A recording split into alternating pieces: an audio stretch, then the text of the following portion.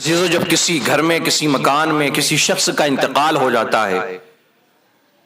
اب مرنے والا یا تو کسی کا باپ ہوتا ہے، یا کسی کی ماں ہوتی ہے، یا کسی کا بھائی ہوتا ہے، یا کسی کا بیٹا ہوتا ہے، یا کسی کی بیٹی ہوتی ہے، یا کسی کے دادا کا انتقال ہوتا ہے، کسی کی دادی کا، نانا کا، نانی کا، دوست کا، احباب کا، یعنی مرنے والے کے رشتے ضرور ہوا کرتے ہیں۔ وہ کسی نہ کسی طریقے سے کسی نہ کسی کا کوئی رشتہ اس سے جڑا ہوا ہوتا ہے۔ تو جب اس کا انتقال ہو جاتا ہے، اس دنیا سے وہ چلا جاتا ہے، رخصت ہو جاتا ہے، اس کے جسم سے اس کی روح جدا ہو جاتی ہے، اب سوائے اس کی یادوں کے اور کچھ باقی نہیں رہتا۔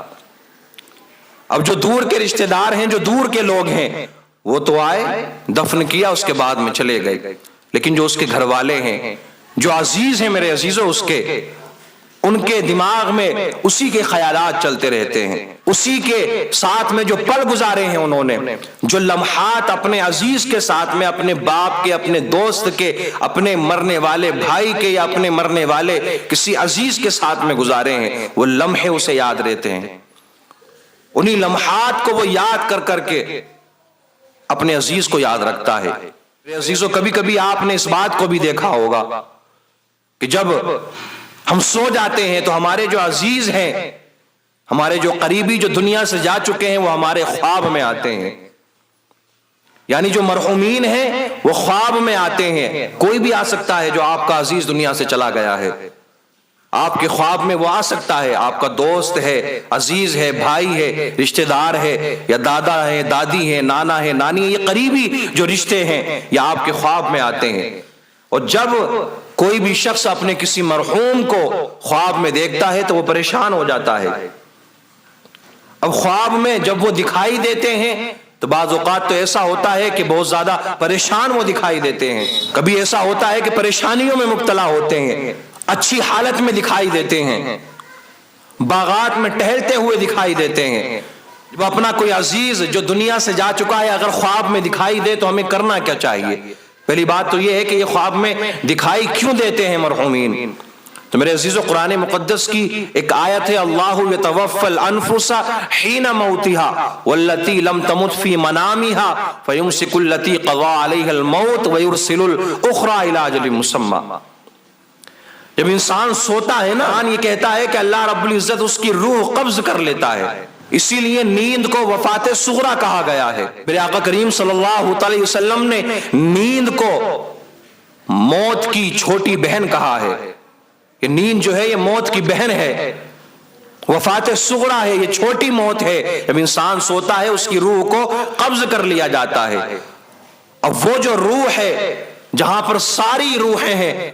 اس روح کو بھی وہیں پہنچا دیا جاتا ہے۔ پھر جو اس کے مرحومین ہیں، جو اس کے گھر والے گزر چکے ہیں، وہ اپنے عزیزوں کو دیکھتا ہے، بظاہر اسے ایسا لگتا ہے کہ وہ خواب دیکھ رہا ہے، لیکن قرآن یہ کہتا ہے روحوں کو قبض کر لیا جاتا ہے نیند کی حالت میں۔ اگر اس انسان کی زندگی ہوتی ہے یا رزق ہوتا ہے اس کا اور آگے کے لیے، اور اس کی زندگی ہوتی ہے تو اس کی روح کو واپس کر دیا جاتا ہے۔ آپ نے دیکھا ہوگا کبھی کبھی کوئی انسان ایسا سوتا ہے کہ اس کو اٹھا کر کے ادھر پھینک دو، ادھر پھینک دو، اٹھا کر کے اس کو کہیں بھی ڈال دو، اس کو کوئی خبر ہی نہیں ہوتی ہے۔ کوئی انسان ایسا سوتا ہے، آپ کچھ بھی کر لیں اس کے ساتھ میں، مار لیں، پیٹ لیں، اس کو پٹک دیں، بستر ہٹا دیں اس کا، لیکن اسے پتہ ہی نہیں چلتا، اتنی خطرناک وہ نیند سوتا ہے۔ اس کے لیے وفات صغریٰ نیند کو کہا گیا ہے۔ تو روحیں قبض ہو جاتی ہیں نیند کی حالت میں، اور اللہ رب العزت نے اگر زندگی دی ہے اس انسان کو میرے عزیزوں، اور اس کا رزق ہے تو اس کو واپس کر دیا جاتا ہے۔ کتنی موتیں آپ نے ایسی دیکھی ہوں گی کہ رات میں اچھے خاصے سوئے تھے اور سب کے ساتھ میں کھانا کھایا، بول چال کی، جب رات میں سوئے صبح میں جیسے روزانہ اٹھتے تھے، اب سارے گھر والوں نے اٹھانے کی کوشش کی لیکن اٹھ نہیں رہے ہیں،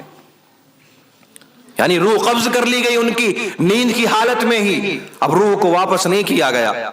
کتنی آپ نے موتیں ایسی دیکھی ہوں گی، نہ کوئی بیماری، نہ کوئی پریشانی، نہ کوئی اور معاملہ، بس رات میں سوئے تھے، اب صبح میں اٹھے ہی نہیں، اور اب قیامت تک نہیں اٹھیں گے۔ اب ساری دنیا کوشش کر لے، کوئی اٹھا ہی نہیں سکتا ہے، کیونکہ روح قبض ہو چکی ہے۔ جتنی عمر اللہ نے لکھی تھی وہ مکمل ہو چکی ہے،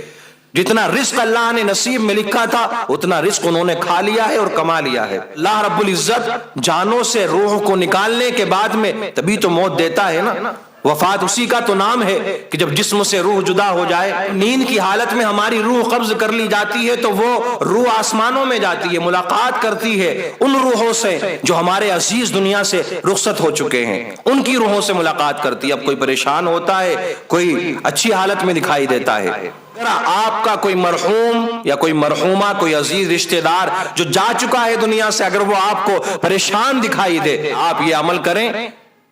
کہ صبح میں بیدار ہوں اور اس کے لیے ایصال ثواب کا انتظام کریں، اس کے لیے قرآن مقدس کی تلاوت کریں،